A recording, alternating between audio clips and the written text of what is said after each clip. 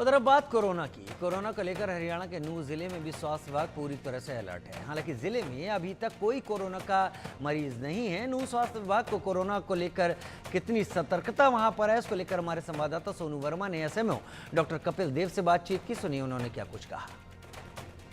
आपको को लगातार कोविड के केस पड़ोसी जिले से आ रहे हैं और वहीं बता दें कि अब नूंह जिले की अगर बात करते हैं, नूंह जिले में अभी तक कोई भी कोविड का केस नहीं आया है। लेकिन उसके बावजूद अगर स्वास्थ्य विभाग की अगर बात करते हैं तो स्वास्थ्य विभाग ने अपनी पूरी तैयारी यहाँ पे की ली है। और आज हमारे साथ एसएमओ कपिल हमारे साथ मौजूद है, उनसे भी हम इस कोविड को लेकर डिस्कस करेंगे, क्या कुछ तैयारी की गई है और कितने केसेस नूंह जिले में आए हैं और साथ ही साथ इसमें क्या कुछ सुविधाएं इसमें बढ़ती जा रही हैं। सर, आपका बहुत बहुत स्वागत है। और बात करते हैं नूंह जिले में कोविड को लेकर। सर, क्या कोई केसेस ऐसा आया है, क्या कुछ लक्षण ऐसे दिखाई दिए हैं किसी मरीज में? नमस्कार, आपके दर्शकों को मेरी नमस्कार। देखिए, अभी जो आपने बताया पास के ज़िलों में केसेस आए हैं, लेकिन वो तो गॉड ग्रेस है, हमारे ज़िले में अभी तक कोई केस नहीं आया है। दूसरी बात, सारी पीएचसीज़ और सीएचसीज़ पे हमारे वर्दी सिविल सर्जन साहब ने ऑर्डर्स दे दिए हैं कि सारी वॉर रेडी रहेंगी। जो भी आईएलआई के और सारी के जो भी केस आते हैं, उनके लिए अलग से ही ओपीडी का बंदोबस्त किया गया है। और सबसे मेन चीज़ ज़रूरी क्या है कि अभी ये एक दस्तक है, इसमें किसी को पैनिक होने की ज़रूरत नहीं है। बस ये सब कोई पुरानी बात नहीं है। कुछ कुछ साल पहले ही हम इससे गुजरे हैं, तो इतना ही कह सकता हूँ कि सावधानी ज़रूरी है, पैनिक नहीं करना है।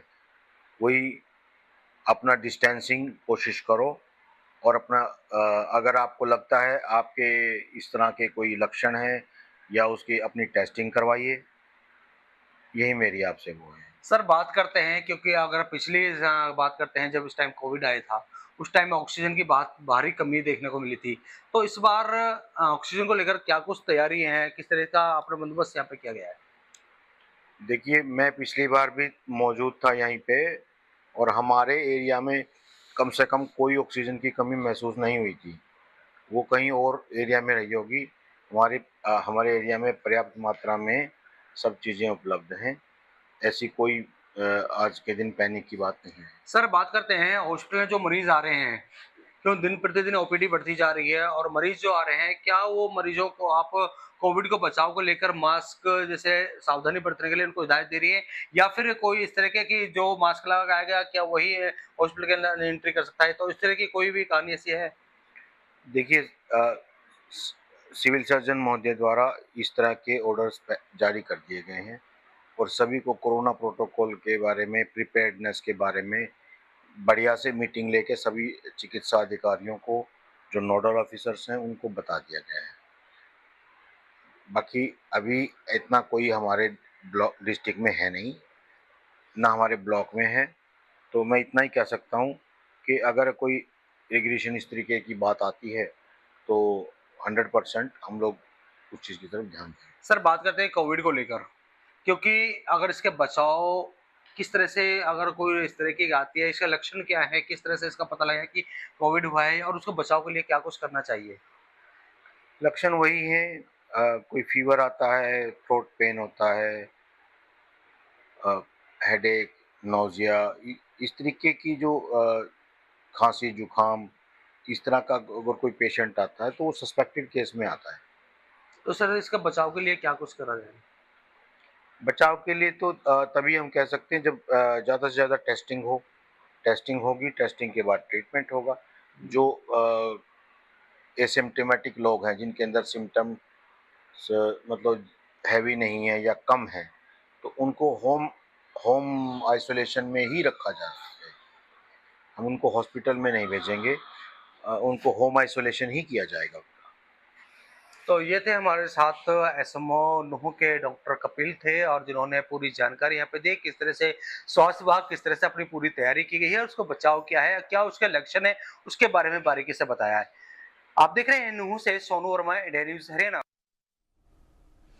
उधर मध्य प्रदेश के ग्वालियर में भी कोरोना को लेकर सतर्कता बढ़ती जा रही है। स्वास्थ्य विभाग अलर्ट हो गया है। अस्पतालों का औचक निरीक्षण किया जा रहा है, व्यवस्थाओं का जायजा लिया जा रहा है। कोरोना को लेकर प्रशासन ने क्या कुछ कहा, सुनिए।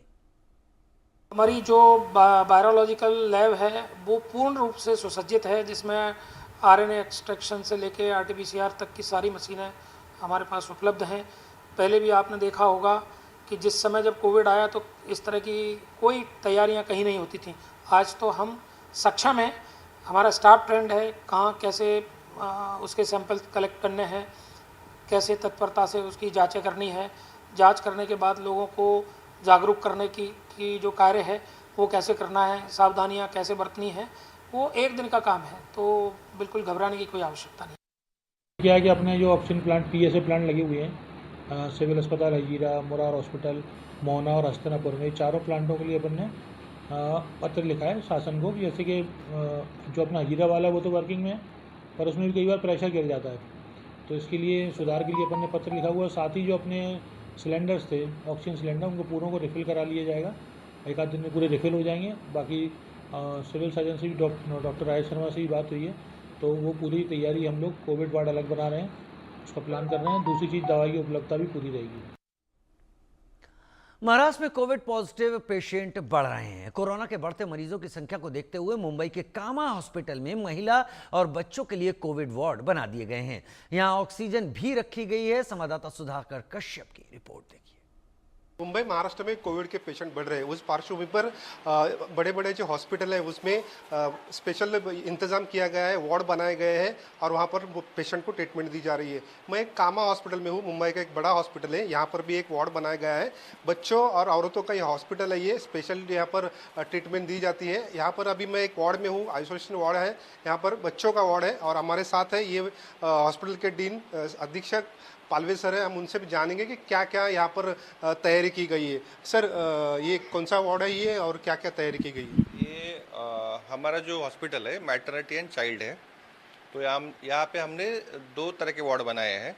एक है फीमेल या मैटरनल पेशेंट के लिए और दूसरा है पीडियाट्रिक ग्रुप के लिए। पीडियाट्रिक ग्रुप मतलब maximum up to 8 to 10 years तक, उसके लिए हमने वार्ड बनाया। और जो न्यूबॉर्न है, मतलब जस्ट बॉर्न बेबी रहते हैं 1 महीने के अंदर या 3 महीने के अंदर, उनके लिए भी अलग से वार्ड है। हाँ, ये 3 प्रकार के वार्ड है। उसमें वार्ड में 2 टाइप रहते हैं। पहला जो टाइप रहता है उसको बोलते हैं सस्पेक्टेड वार्ड, या जिसको फीवर है उसको रखा जाता है। और बाद में जब डायग्नोसिस हो जाता है तो उसको हम सेपरेटली कोविड वार्ड में शिफ्ट करते हैं। तो अभी जो हम वार्ड में है, जो पेशेंट्स को फीवर है उनको रखा गया है। उनकी टेस्ट हम KEM नहीं तो कस्तूरबा भेजते हैं। अगर उसमें कोई पॉजिटिव आता है तो यहाँ के जो A वार्ड है, मतलब लोकल BMC ऑफिस, वहाँ पे इन्फॉर्म करते हैं और गवर्नमेंट को इन्फॉर्म करते हैं। क्या सर तैयारी की इसके बारे में, कितनी तैयारी की है और हाँ, क्या क्या कितने वार्ड बनाए अभी तक? हाँ, टोटल 3 वार्ड है। हर बेड के लिए ऑक्सीजन है और जो बेड के पास वॉल नहीं उसके लिए हम ऑक्सीजन सिलेंडर रखे हैं। मेनली जो रिक्वायरमेंट है कोविड का है वो है ऑक्सीजन फर्स्ट, और बाद में डायग्नोसिस के लिए जो चीज़ लगती है वो है एक्सरे, ABG मशीन, ज़रूरत पड़े तो अल्ट्रासाउंड, वो सब चीज़ें अवेलेबल की गई है। और अगर पेशेंट बैड हो जाता है तो वेंटिलेटर सपोर्ट की ज़रूरत पड़ती है। लेकिन हमने जो लास्ट वेव यहाँ पे हमने देखी थी 20, 21, 22, तो वहाँ पे हमने अप्रोक्सीमेटली 1400 से 1500 पेशेंट एडमिट किए थे। हमारे यहाँ पे मॉर्टेलिटी रेट एक सिंगल मॉर्टेलिटी थी और वेंटिलेटर लगा ऐसे हार्डली 15 पेशेंट थे। तो पॉसिबिलिटी रेयर है कि they will go on ventilator. सिर्फ जो पेशेंट में जो फीमेल, हमारे यहाँ पे तो फीमेल पेशेंट आएंगे, जो फीमेल पेशेंट में हाइपरटेंशन है, डायबिटीज़ है, अस्थमा है, या जो बच्चों में अस्थमा है और कुछ इश्यू है, सपोज बच्चों में नेफ्रोटिक सिंड्रोम करके रहता है, किडनी की बीमारी, अगर उसमें अगर कोविड हो जाता है तो वो बैड हो जाते हैं। अगर फीमेल में जो मैटरनल फीमेल है वो प्रेगनेंसी में अगर उसका ब्लड प्रेशर बढ़ गया है, ब्लीडिंग ज़्यादा हो रहा है, तो ऐसे केस में अगर कोविड पॉजिटिव रहेगा तो ज़्यादा डैमेज होने का चांस रहता है और पेशेंट बैड होते हैं। मेनली जो रिक्वायरमेंट रहती है बेड के लिए वो है ऑक्सीजन, और बैड पेशेंट के लिए वेंटिलेटर सपोर्ट। सर, क्या गवर्नमेंट ने क्या गाइडलाइन जारी की है इस बारे में और आप किस तरह से उसके ऊपर अमल कर रहे हैं? रिसेंटली अभी 3 दिन पहले WHO ने गाइडलाइन जारी की है। वो अबाउट म्यूटेशन जो हुआ है उसके बारे में है। म्यूटेशन जो हुआ है, वायरस में हर साल म्यूटेशन होते हैं। म्यूटेशन हुआ है लेकिन उनके जो सिम्टम्स है इन्फेक्टेड होने के बाद, वो सिम्टम्स जो पहले कोविड था वही सिम्टम्स हैं उनमें।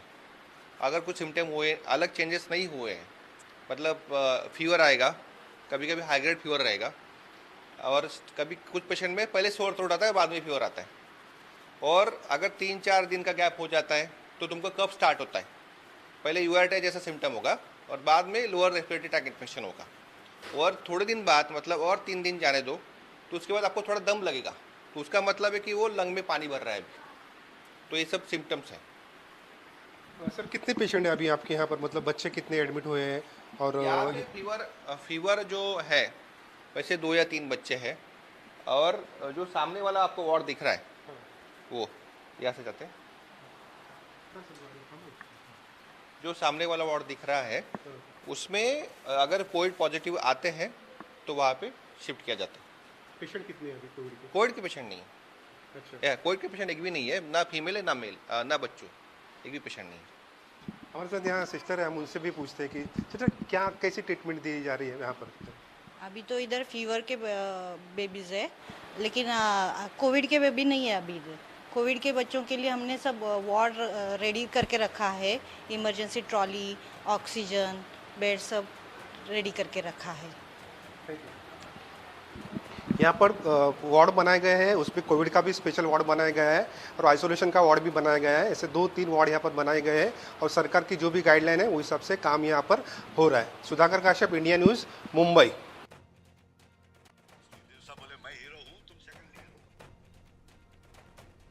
उधर राजस्थान में मुख्यमंत्री श्री भजनलाल शर्मा